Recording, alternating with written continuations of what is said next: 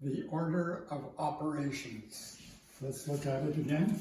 Bedmas, notice here, in this order, division and multiplication, but in PEMDAS it's multiplication and division, whichever comes first. Here, this is 3 squared, which means 3 times 3, which is 9. This one is very interesting. This means 3 is squared, means 3 times 3. This is not squared, just the 3, which makes this negative 9. This is very careful here. This one over here is negative 3 times negative 3. 2 negatives, positive 9. This here, 3 to the negative 2 is 1 over 3 squared, which is 1/9. Next, we see the operations over here. We see multiplication and we see division.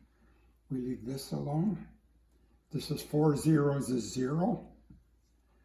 And 3 divided by 3 is 1. And 5 and 1 is 6. Okay. Next we see a bracket. We'll do it first. 8 divided by 4 times 4. We do this first. 8, which is 2, times 4, which is 8. Okay, this is a little different. This is an equation. 0.5 is a half. Okay, so this is an equation. These are not equations, just this one here.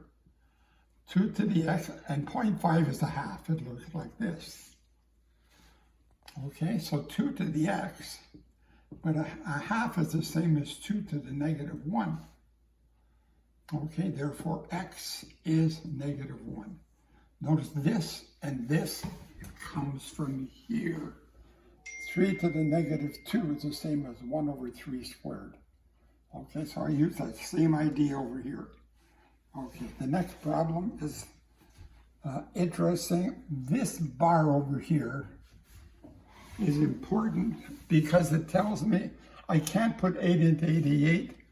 This bar says I must do all of this first. It automatically means there are brackets on here, even if they're not there.